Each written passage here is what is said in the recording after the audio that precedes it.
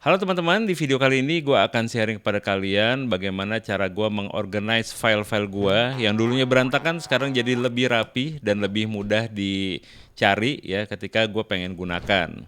Nah teman-teman, gue dulu punya problem di mana gue banyak banget project, kemudian juga banyak banget referensi-referensi untuk project tersebut atau project yang lain. Kemudian juga banyak kayak apa ya, dokumen-dokumen, foto-foto, ya, video-video, ya, yang penempatan filenya di hard disk gue tuh berantakan dan begitu juga di file-file lainnya. Nah gue sendiri kan gue motret, gue bikin video, gue bikin konten juga, gue bikin e-course juga. Jadi kalian bisa bayangin betapa banyaknya file-file yang ada di hard disk gue yang kalau nggak diorganisir dulu ya itu bikin gue malah jadi pusing, malah jadi bikin menghalangi produktivitas gue gitu. Nah, satu saat gue ketemu nih metode ini nih, metode PARA yang dibuat oleh si Tiago Forte ini nih teman-teman. Jadi kalau kalian sempat beli bukunya, kalian bisa dapat lebih detail. Tapi paling nggak di video ini kalian bisa ngedapetin intilah dari metode ini, bagaimana metode ini nanti bisa ngebantu kalian. Nah teman-teman, setelah gue gunakan metode PARA ini sih sebenarnya metode PARA ini bukan cuma cara lo filing file-file lo gitu ya, tapi nantinya akan membentuk kayak bagaimana cara lo berpikir gitu. Pengelompokan ini akhirnya membuat kita tuh jadi lebih simple ya, bukan bukan cuma buat kerjaan ya, tapi kehidupan sehari-hari nih misalnya.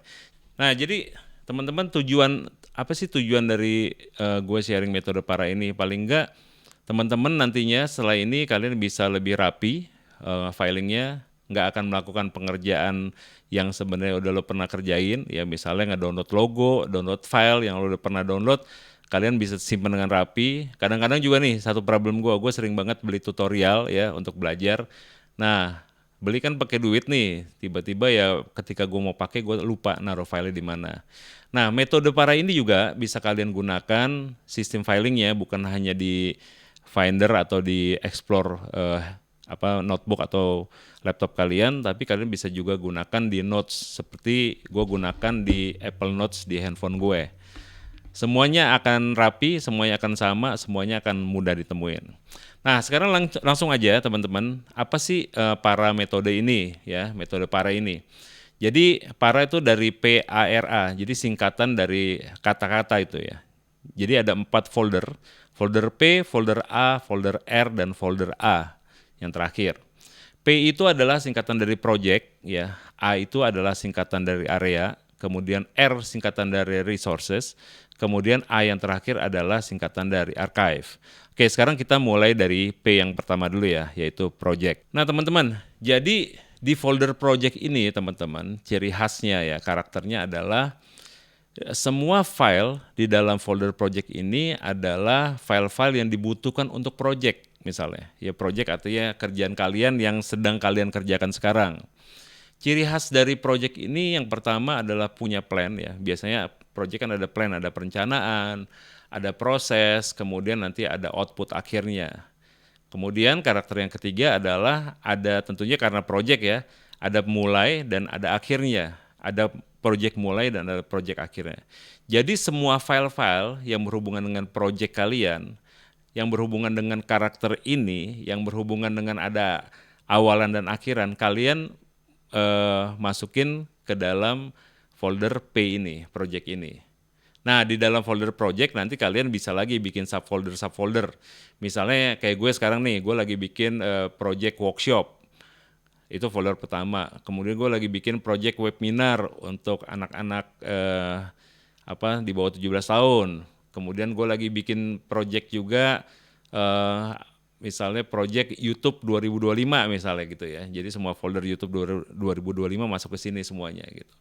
Nah, jadi kalian akan jelas nih semua semua hal-hal yang sedang berjalan dan file-file yang terkait di dalamnya kalian masukin ke dalam folder project ini. Paham kan ya? Jadi nanti kalian akan gampang nih nemuinnya nih. Oke?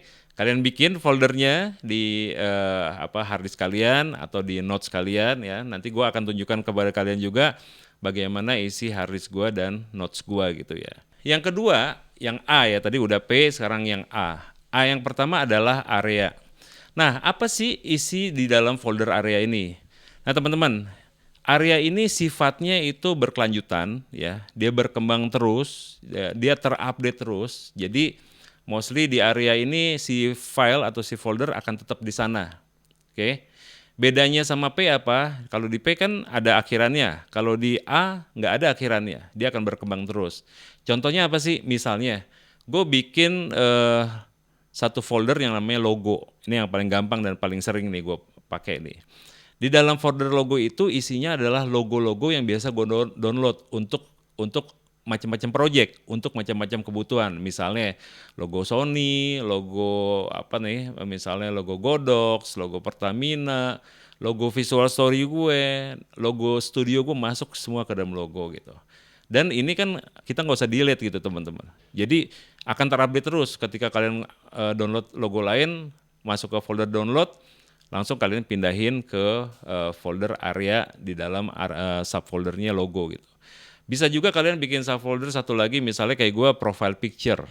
Ya, jadi semua profile picture gue ada di situ, karena kan profile picture akan sering diminta gitu ya. Jadi kalau gue ada workshop di satu institusi atau di Sony misalnya, mereka kadang-kadang minta profile picture gue yang baru gitu. Nah, gue udah tahu nih nyarinya di mana nih. Pasti ada di area dan ada di folder profile picture. Atau dokumen-dokumen penting, misalnya foto KTP, foto kartu keluarga, dan lain-lain masuk ke dalam folder dokumen di folder area.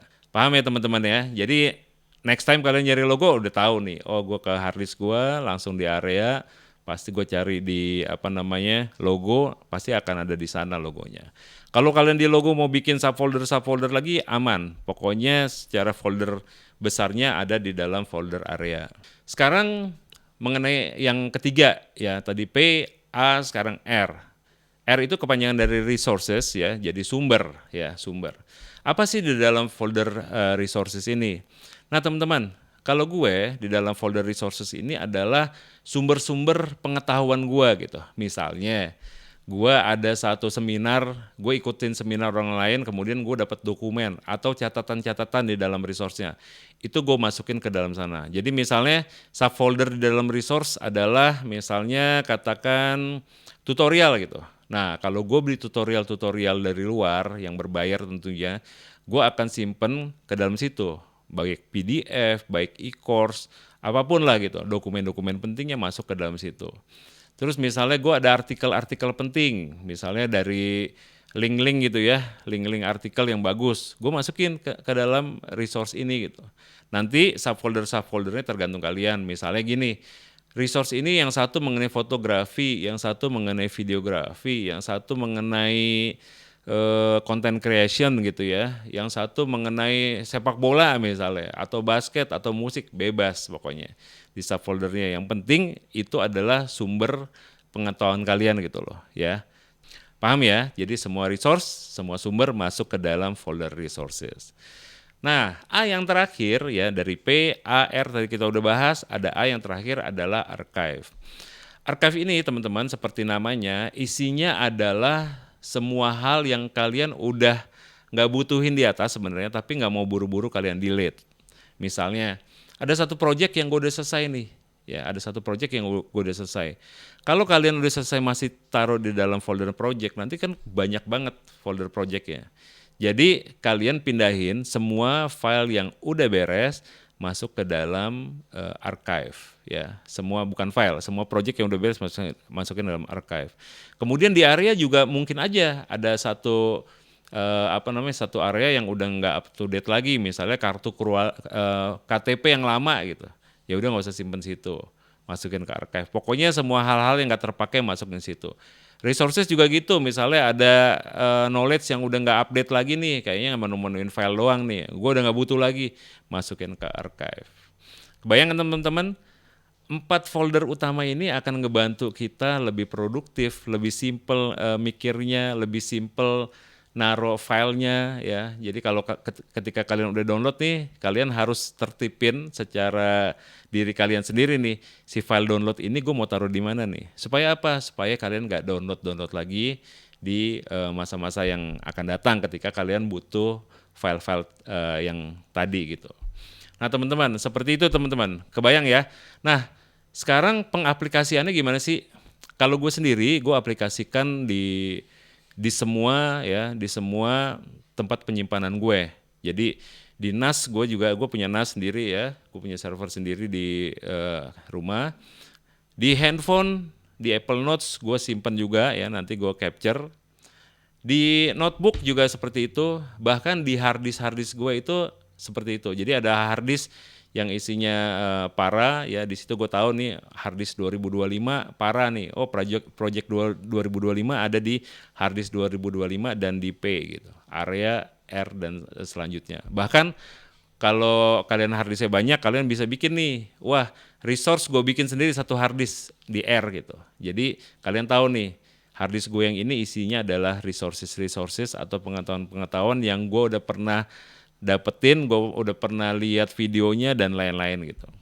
Nah, link-link juga kalian bisa bikin gitu. Jadi kayak misalnya kalian bisa taruh bikin folder area, kemudian link YouTube gitu untuk referensi kalian seperti bookmark lah. Pokoknya di semua aspek penyimpanan di cloud ya, misalnya cloud kalian juga bisa bikin gitu. Jadi kalian nggak akan susah lagi nyari-nyari file kalian. Harddisk kalian juga akan lebih rapi, handphone kalian juga akan lebih rapi notesnya. Bayangin ya, notes kalau misalnya nggak diatur, wah panjang banget gitu loh. Setelah nanti kalian udah eh, apa udah aplikasikan metode para ini, pasti akan lebih mudah untuk kalian. Oke teman-teman, video ini udah cukup panjang ya teman-teman ya. Mudah-mudahan video ini bermanfaat buat kalian. Komen di bawah kalau kalian belum paham ya. Untuk teman-teman yang ada di grup Visual Story, kalian bisa tanya di grup ya, gue akan ada di sana. Nah untuk teman-teman yang pengen lebih detail lagi, dan menurut gue sih ini udah cukup detail ya, tapi kalau kalian masih ada pertanyaan dan pengen gue lebih detail lagi videonya, kalian komen di bawah ini, gue akan usahakan untuk bikin video yang lebih detail. Oke teman-teman, thank you udah menyimak sampai sejauh ini ya. Sukses selalu dan salam jepret. Bye.